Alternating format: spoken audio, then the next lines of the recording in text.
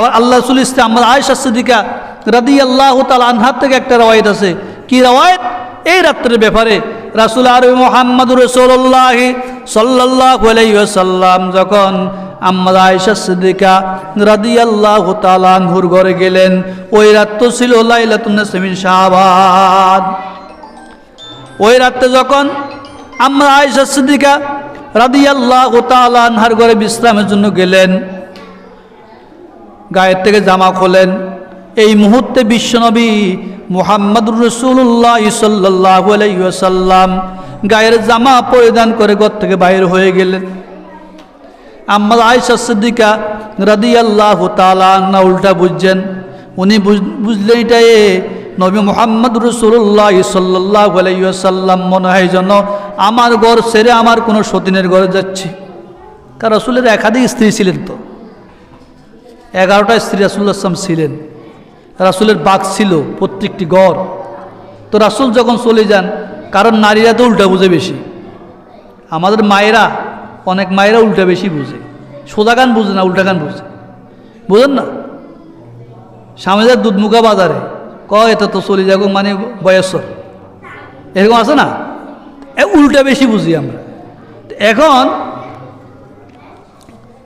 রাসূলুল্লাহ সাল্লাল্লাহু আলাইহি ওয়াসাল্লাম যখন ঘর থেকে বাইরে হয়ে যাচ্ছেন, আম্মা আয়েশা সিদ্দিকা রাদিয়াল্লাহু তাআলা আনহা পিছে পিছে রওনা দিয়েছেন। পিছে গিয়ে রওনা দিয়েছেন নবী কোথায় যায়।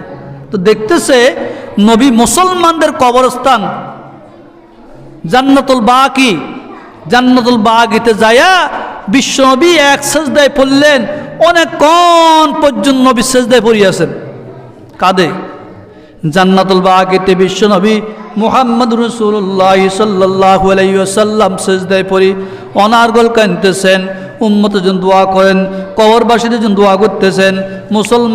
মুসলমানদের কবরে মুসলমানের জন্য দোয়া করতেছেন। আম্মা আয়েশা সিদ্দিকা রাদিয়াল্লাহু তাআলা আনহা দেখে লজ্জাবত হয়ে গেলেন, শর্মিন্দা হয়ে গেলেন। আবার ঘরে চলে আসলেন। বিশ্বনবী মুহাম্মদুর রাসূলুল্লাহ সাল্লাল্লাহু আলাইহি ওয়াসাল্লাম তারপর পরে জান্নাতুল বাকির থেকে সোজা ঘরে আসলেন। আসে দেখতেছেন আম্মা আয়েশা সিদ্দিকা রাদিয়াল্লাহু তাআলা আনহু হেঁপাচ্ছেন, মানে গায়ে পসিনা গাম যাচ্ছে। আল্লাহ বললে, আয়েশা তুমি গামাচ্ছ কেন, কোথায় গেছো? আম্মা আয়েশা বলে, ইয়া রাসূলুল্লাহ, ইয়া হাবিবাল্লাহ, আপনি আমাকে ক্ষমা করবেন, মাফ করবেন, আমি ভুল বুঝেছি। আপনি যখন আমার ঘর থেকে বাইর হয়ে যান, আমি তো মনে করলাম আপনি মনে হয় যেন আমার কোনো সতীনের ঘরে যাচ্ছেন। এই জন্য আমি আপনাকে পাহারা দেওয়ার জন্য আপনার পিছনে রওনা হয়েছি। আল্লাহ নবী মুহাম্মদুর রাসূলুল্লাহ সাল্লাল্লাহু আলাইহি ওয়াসাল্লাম বলে, আয়েশা শুনো, তুমি কি মনে করো আল্লাহ নবী মুহাম্মদুর রাসূলুল্লাহ সাল্লাল্লাহু আলাইহি ওয়াসাল্লাম আমানতের খেয়ানত করবে? নবী তোমার উপর জুলুম করবে, তুমি কি এটা মনে করো? না, ইয়া রাসূলুল্লাহ, আপনার উপর আমার জান কোরবান হয়ে যাক, আমি ভুল বুঝেছি। রাসূল আর মুহাম্মদুর রাসূলুল্লাহ সাল্লাল্লাহু আলাইহি ওয়াসাল্লাম বলে, আয়েশা শুনো, এই রাত্রটা কি রাত্র করতে পারবা? কি রাত্র? এই মুহূর্তে জিবরাইল আলাইহিস সালাতু সালাম আমার কাছে আগমন করলেন, আমাকে বললেন, ইয়া রাসূলুল্লাহ, ইয়া হাবিবাল্লাহ, আপনি কেন শোন এই মুহূর্তে আপনি বাইর হয়ে যান, কারণ এই রাত্রি হলো লাইলাতুন মিন নিসফি শাবান, 14 তারিখ দিবাগত রাত্রি, শাবান মাসের 15 তারিখ দিবাগত রাত্রি। আপনি কোথায় যাচ্ছেন? এই রাত্রে আল্লাহর কাছে এত দামি, এত প্রিয় যে আপনার বনি কেলাবের ছাগলের পালেন নেই, অসংখ্য জাহান্নামীকে আল্লাহ রাব্বুল আলামিন এই রাত্রে মুক্তি দিবেন। অর্থ কি নবী শুয়েন না, এই রাতে ইবাদত বন্দেগী করেন, আপনার উম্মতের জন্য গুনাহ মাফ চান, মানে দোয়া করেন, আল্লাহ ক্ষমা করবেন। শুধু তাই নয়, এই মাসে এই রাত্রে আল্লাহ রিজিকের ব্যবস্থা করেন। এই রাত্রে বন্দার সমস্ত আমলগুলা আল্লাহ পাক আরশ আজিমে উঠে তুলে নেন। এইভাবে আল্লাহ পাক এইভাবে মানে এই সমস্ত পুরস্কারগুলো আল্লাহ বিতরণ করেন। আর শুধু এবার অসংখ্য জাহান্নামীদেরকে আল্লাহ পাক এই রাতে মুক্তি দান করে। এই জন্য সুন্নত হলো লাইলাতুন মিন নিসফি শাবান, বরাতুর রজনীতে কবরস্থান জিয়ারত করা সুন্নত। আপনারা তো করেন না, করেন কিনা? করেন না। আপনি এখন কতগুলো ওয়াজ শুনবেন, নামাজ 2 রাকাত পড়বেন, চলে যাবেন বাড়ি ঘরে। অথচ রাসূল আরবি মুহাম্মদ রাসূলুল্লাহ সাল্লাল্লাহু আলাইহি ওয়াসাল্লাম বলেছেন, এই রজনীতে লাইলাতুল মিন শাবান সাত, এই যে কবরস্থান জিয়ারত করা সুন্নাত। কবরস্থান রাসূল যাইতেন, সূরা ফাতিহা পড়তেন, সূরা ইখলাস পাঠ করবেন, কোরআন শরীফ কিছু অংশ পাঠ করতেন। কারণ আল্লাহ রাসূল মুহাম্মদ রাসূলুল্লাহ সাল্লাল্লাহু আলাইহি ওয়াসাল্লাম বলেছেন, যেই ব্যক্তি একবার সূরাত ইখলাস পাঠ করবে, আল্লাহ রাব্বুল আলামিন তাকে কোরআন কারীমের অর্ধেক মানে 3 ভাগ 1 ভাগ সওয়াব দান করবেন। যেই ব্যক্তি 2 বার কোরআন সূরা ইখলাস তেলাওয়াত করবেন, আল্লাহ রাব্বুল আলামিন তাকে 2 ভাগ সওয়াব দিবেন। যেই ব্যক্তি 3 বার সূরা ইখলাস পাঠ করবেন, আল্লাহ পাক তাকে পুরো কোরআন কারীম তেলাওয়াত করার সওয়াব দান করবেন। সূরা ইখলাস কত দামি আপনি এবার বন্দি করবেন। আমার মায়েরা আছে, আমি একটা আমলের কথা বলতেছি, যে আপনি নফল নামাজ পড়েন। অনেকে আমাকে প্রশ্ন করুন, নফল নামাজ কীভাবে পড়বো এই রাত্রে নফল নামাজ কীভাবে পড়বো? এই রাত্রে নফল নামাজ কীভাবে পড়বেন সেটা আপনার জানার প্রয়োজন নাই। আপনি দৈনন্দিন সবসময় যেভাবে পড়েন ওইভাবে পড়েন। আমি সাধারণভাবে যেইভাবে আমরা নামাজ পড়ি, যেইভাবে ফরজ পড়ি, যেভাবে সুন্নাত আদায় করি, ওইভাবে পড়ব। অর্থাৎ আপনি সহজ পদ্ধতি কি? বিভিন্ন সহজ পদ্ধতি হলো, আপনি প্রথম রাকাতে সূরা ফাতিহা পড়লেন, সূরা ফাতিহার সাথে যে কোনো একটা সূরা মিলাইলেন।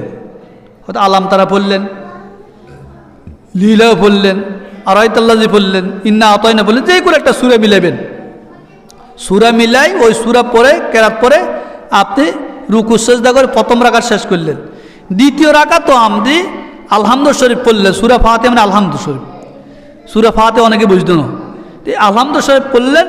ওই আলহামদু শরীফ পরে আলহামদুর সাথে যে কোনো একটা সূরা আপনি মিলান, যে কোনো একটা সূরা পড়েন। আল্লাহ তাআলা নাজ পর্যন্ত 10টা সূরা আছে, যে কোনো একটা সূরা পড়েন।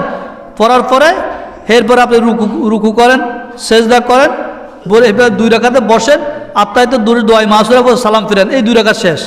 তাহলে সহজ না? সহজ। সাধারণভাবে আপনি পড়েন এইভাবে 2 রাকাত করে আপনি দরকার 10-20 রাকাত পড়েন, সমস্যা নাই। 12 রাকাত পড়েন, সমস্যা নাই। এর চেয়ে বেশি পড়েন, সমস্যা নাই। কিন্তু আমাদের কিছু বুজুর্গ অজিবা আছে, ওই বুজুর্গরা বলছে যে তুমি সূরা ফাতিহার সাথে সূরা ইখলাস 10 বার পড়ো, সূরা ফাতিহার সাথে কুল আউযু ফালাক 50 বার পড়ো। এগুলো আপনি পারবেন না।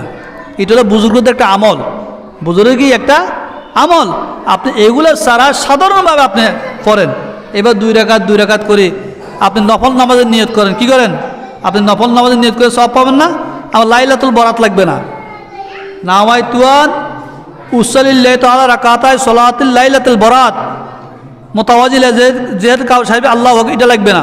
আপনি বলেন নাওয়াইতুয়ান উসাল্লিল্লাহি তাআলা রাকাতায় সালাতুল নফলে মুতাওয়াজিল যেহেতু কাউ সাহেব আল্লাহু আকবার, নফলের নিয়ত করেন। কি করেন? লাইলাতুল বরাত। আল্লাহ তো জানে আপনি বরাতের রাত্রে নামাজ পড়েন, আল্লাহ জানে না? এটা কোন রাতে আপনি নামাজ পড়েন আল্লাহ জানে না? জানে। তাহলে আপনি সংক্ষিপ্ত আকারে এইভাবে দরকার 2 রাকাত করি, 2 রাকাত, 4 রাকাত, 8 রাকাত, 12 রাকাত পর্যন্ত পড়েন, সমস্যা নাই। এরপরে কত কোরআন তেলাওয়াত করেন, তসবিহ তাহলিল পড়েন, জিকির আজকার করেন। এরপরে এবার আপনি আল্লাহর কাছে আরাধনা করেন। কি করেন? আরাধনা করেন, আল্লাহকে মাপ চান, ক্ষমা চান। কি চান? ক্ষমা চান। আপনার জীবনের সকল গুনাহকে সামনে রেখে, আপনার জীবন অতীতের কত গুনাহ, সব গুনাহ সামনে রেখে, আপনার ভালো মন্দ সব তো আপনি জানেন। আপনার প্রকাশ্যে গোপনে শিরক, বেদাত, সগীরা, কবিরা যত গুনাহ আছে সকল গুনাহগুলোকে সামনে রাখে এবং যত হাজের জরুরত আছে সকল জরুরিয়াতকে সামনে রেখে আপনি আল্লাহর কাছে মাপ চান। আল্লাহ ক্ষমা করতে পারে না? অবশ্যই পারে। এই জন্য আল্লাহ রাব্বুল আলামিন বলছেন, হাদিস শরীফে আছে, আল্লাহর নবী মুহাম্মদুর রাসূলুল্লাহ সাল্লাল্লাহু আলাইহি ওয়াসাল্লাম বলেন, যখন লাইলাতুল নিসফু মিন শাবান মাসের নিসফ রজনীতে আসে, আল্লাহ রাব্বুল আলামিন দুনিয়ার আকাশে আসেন। দুনিয়ার আকাশে এসে আল্লাহ রাব্বুল আলামিন বলেন, আলা মিন মুস্তাগফিরিন ফাগফির লাহু, কে আসো ক্ষমা প্রার্থনাকারী, আমাকে ক্ষমা চাও, আমি আল্লাহ ক্ষমা করে দিব।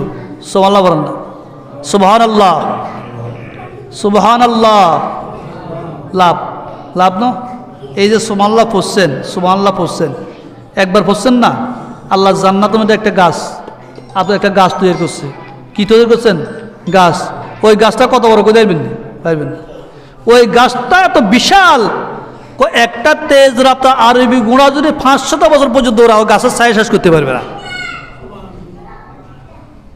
জান্নাত উর্বর, তা আপনি পড়তে তো কষ্ট কেন? আওয়াজ করে বললেন সুবহানাল্লাহ।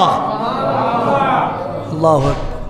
এই সুবহানাল্লাহ দ্বারা, সুবহান তো আল্লাহ পবিত্র, সুবহান আল্লাহ পবিত্র, পবিত্র সত্তা, আল্লাহর পবিত্রতা বর্ণনা করলেন। আল্লাহর পবিত্র বর্ণনার কারণে আল্লাহ রাব্বুল আলামিন জান্নাতের মধ্যে আপনার জন্য একটা গাছ তৈরি করে দিয়েছেন। ওই গাছে এত বিশাল হবে গাছ, একটা তেজ রাত আরবি ঘোড়া যদি 500 বছর পর দৌড়া ওর গাছের ছায়া শেষ করতে পারবে না।